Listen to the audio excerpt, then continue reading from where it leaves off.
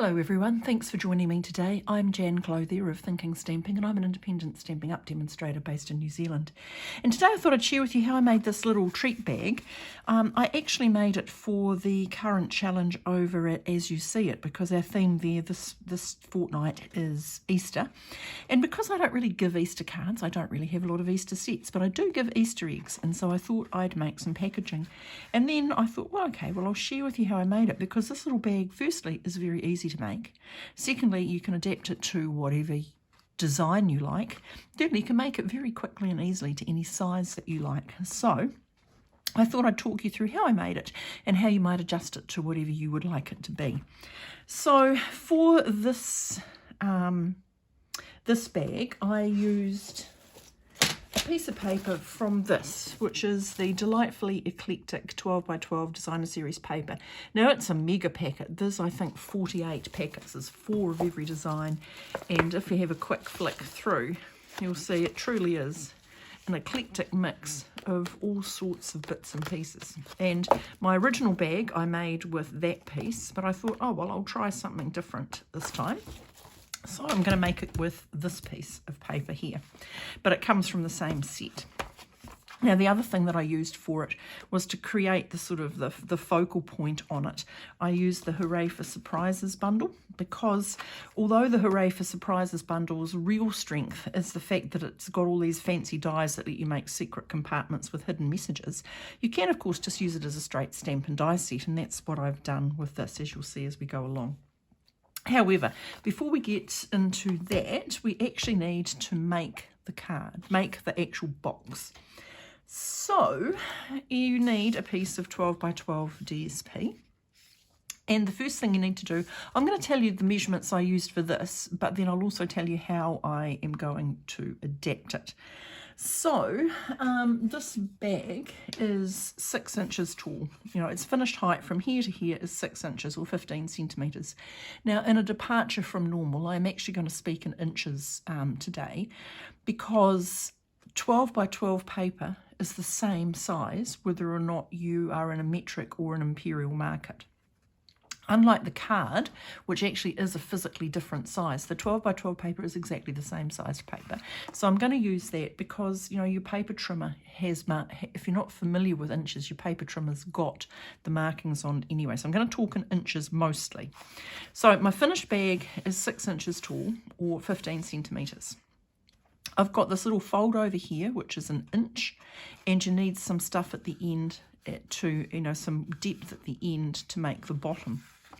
So I'm going to cut my piece of paper 8 1/4 inches long, and that is going to be because I've got a 6-inch bag.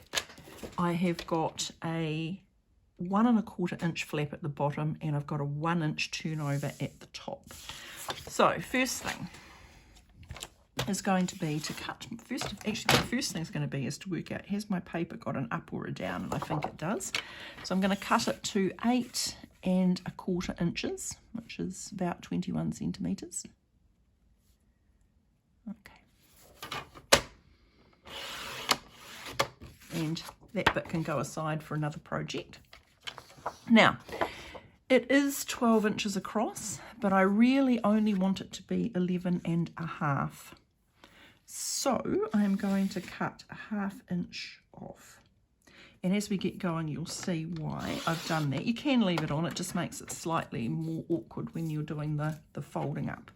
So I've now got a piece of paper which is 11 1/2 wide, 8 1/4 tall. So what I'm going to do next is I'm going to score a line for the fold over. Now you don't have to do the fold over. You can just cut the bag and not have this trim, which is really just the paper folded over. If you don't, I do it for 2 reasons. Firstly, because I like the contrasting designs, and secondly, I think it makes the top a little bit firmer and stronger. But if you don't want to do it, don't do it, and just allow an inch less when you're cutting the height. So I'm going to go for an inch. I'm going to make sure I use my scoring trimmer and not my cutting blade. And then I'm going to go to the bottom and I'm going to score at 1 1/4 because that's going to create the flap at the bottom. Now, don't do what I just did on that top flap. Don't press too hard, because if you press too hard, you may in fact cut the paper. So, before I go any further, I'm just going to fold over that, and I'm going to adhere it down. I'm going to use glue, but if you like to use tape, then by all means use tape. So I'm just going to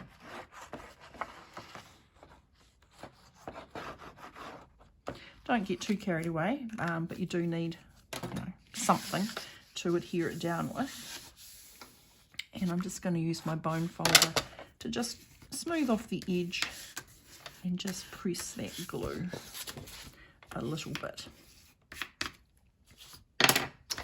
Right, so now we've done that, and that is going to fold up, as I say, underneath. So what we're going to do next is we're going to look at the width and the height. Now, the reason I've done it at 11.5 is I want the biggest bag I can get from that width of paper, which is 4 inches across, and it's 1.5 inches at the sides. So you've got 2 front sides and you've got 2 side sides. So as you do your scoring, we are going to score at, first of all, 1.5 inches, because that's a side width. Okay, I'm going to add on 4 inches because that's a front width. So my score line is now going to be 5.5. And I'm just going to score it. Right, I'm going to add on 1.5 inches, which is the next side. So that's going to take us to 7. And then another 4 inches for the front is going to take us to 11.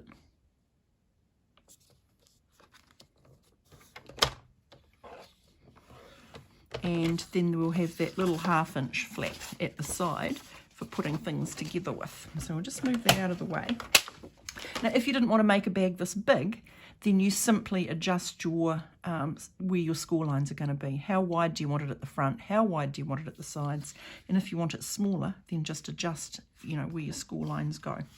So now, let's just fold along our lines so we can sort of see how things are going to go.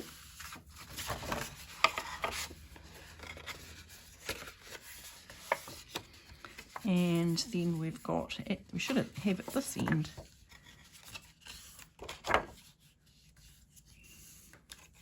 a little 1/2 inch flap, which is going to hold it all together, and that's going to make our bottom. Now we do need, you don't have to do, you do have to do this. What you have to do next is you have to do a little bit of trimming. So here's my score line for the bottom. So I'm going to go along. Here's my, this is the most dangerous cut, because this is where you can in fact make a mistake. But this is the little corner, this is my score line for the bottom, this is my 1/2 inch flap. That whole piece can be cut out, and I'm just going to angle into that corner, and I'm just going to angle in there. So that whole piece is coming out. Whoops, I didn't make a very good trim there.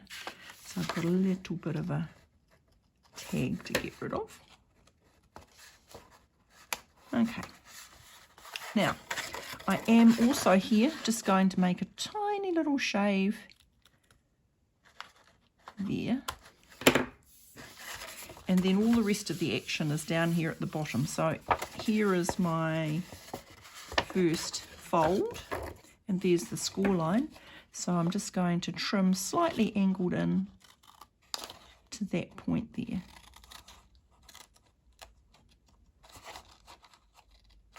Okay, out. Yeah.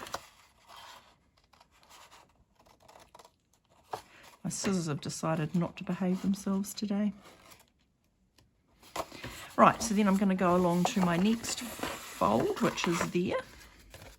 There's my fold, and same deal, just a slight angling in up to that score line.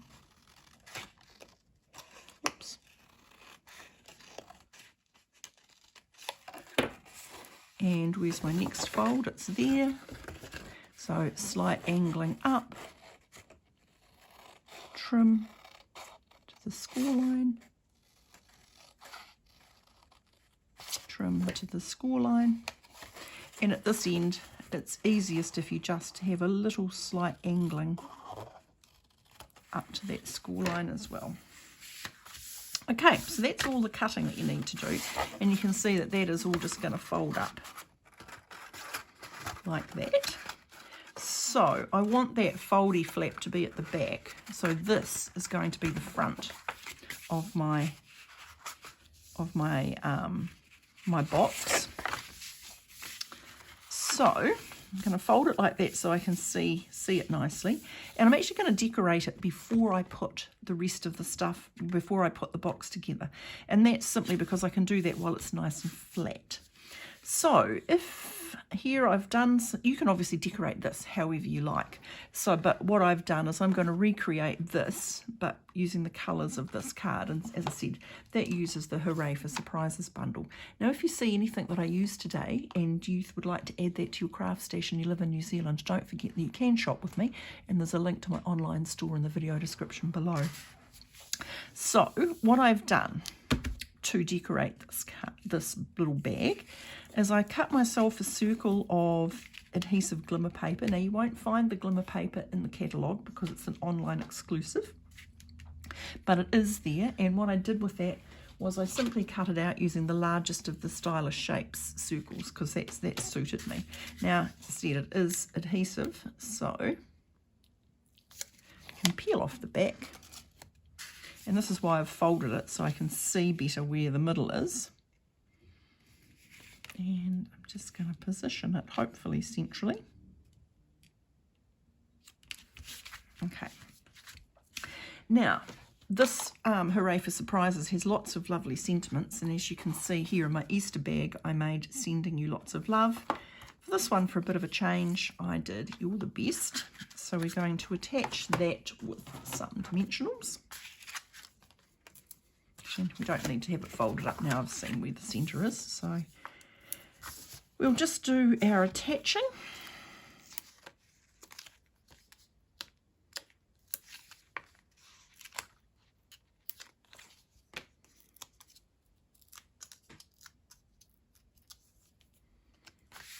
Now, as I say, you can do this after you've put the bag together, but I kind of like to do it while it's still flat. So, You're the Best. Now, what I've done is the rest of the things are die cuts from out of this little die set. Now, these are the dies which give you the little secret messages, but in amongst it, there's these other things. There's this pretty little flower, some foliage, and some other foliage. So I have cut myself out of the garden green two of those little leaves. From the Calypso Coral, I've cut two of these little flowers, and from Petal Pink I've cut three of those little ones, which actually matches one of the stamps in the set, so I could have actually stamped a flower and then cut it out if I wanted to. And then just using a little 1/2-inch punch that I had, I've cut out a couple of circles of fresh freesia because I'm going to back those flowers. Now, as to what colours I've chosen to use, I've taken them from the paper. So this one here is Bubble Bath, Real Red and Garden Green, because that was the colours that was in the paper.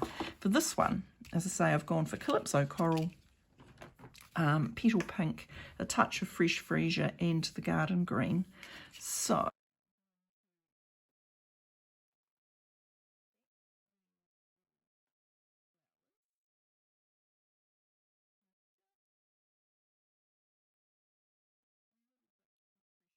right, so as I said, you can decorate this however you like. You don't even have to decorate it if you don't want to. You can just leave it completely alone with its DSP. But, as I say, I've done that. I've done the Hooray for Surprises. I've matched the colours to the DSP.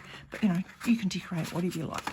So, the next bit you have to do is actually just put the bag together. And after you've done that, it's actually a complete doddle, she said, hoping that that's going to be the case here now that I'm doing it on camera for the world to see. So I'm just putting some glue And if you want to use tear and tape adhesive or a tape, you can. I'm just a glue girl, so I'm not. So I've done that on the flap, and that is just going to fold over, and you just need to give it a bit of pressure so that it adheres nicely, and that is that. And then you've got these flaps that you've created. They're going to tuck in nicely like that. So what I'm going to do is I'm just going to pop a little bit of glue, whoops, on each side there. And fold it over. Now I'm going to fold that one in.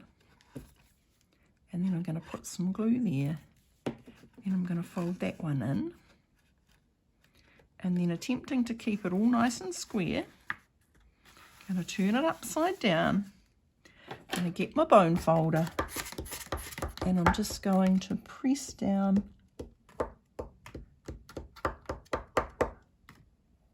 on the flaps.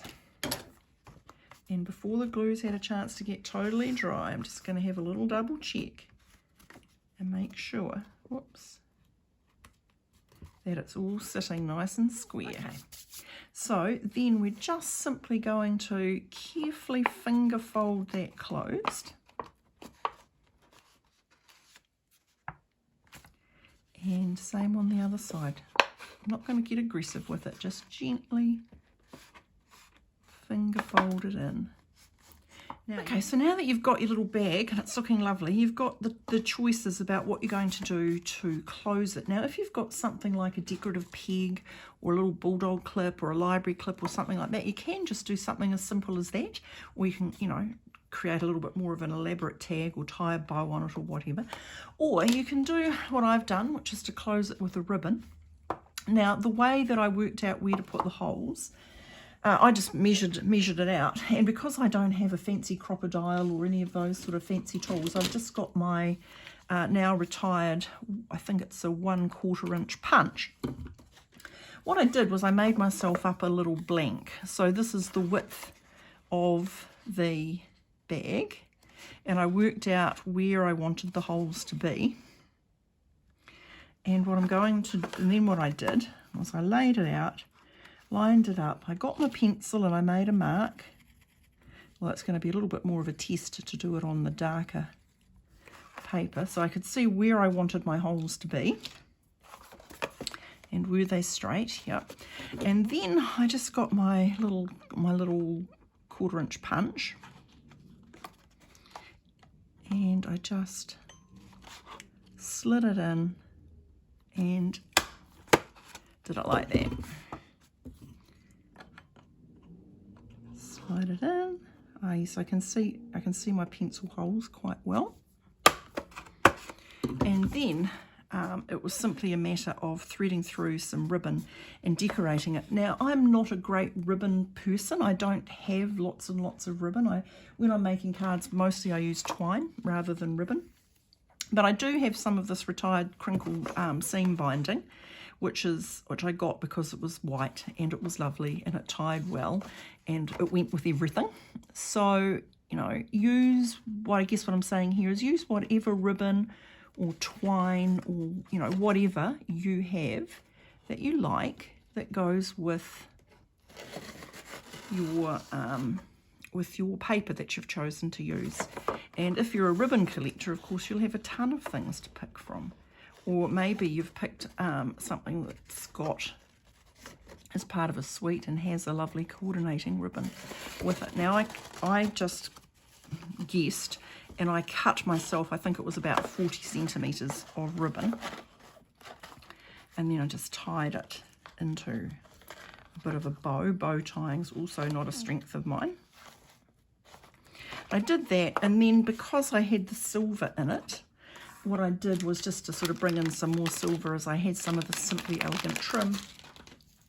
And again, I just cut myself about 40 centimetres because I'd rather have too much than not enough, and tied myself a a second bow around it just to give myself some, you know, some extra glitz, I suppose. And there. Okay, so that is how I made my Easter treat bag. And as I said, if you want to make it shorter, then just cut the paper not quite so wide. If you want to change the width, then just change where you put the score lines. Just, you know that you need a 1/2 inch flap plus 2 widths this way and 2 widths that way. But as always, I'm very happy to answer questions, and you can reach me through the contact details in the video description below, or in the contact details which are going to pop up in the end card shortly. If you haven't subscribed and you've liked what you've seen already, then please subscribe so you don't miss anything new that I do. Remember, if you live in New Zealand and you've seen anything I've used and you'd like to add it to your craft stash, feel free to shop with me. Again, link in the description below. But above all else, everyone, happy stamping.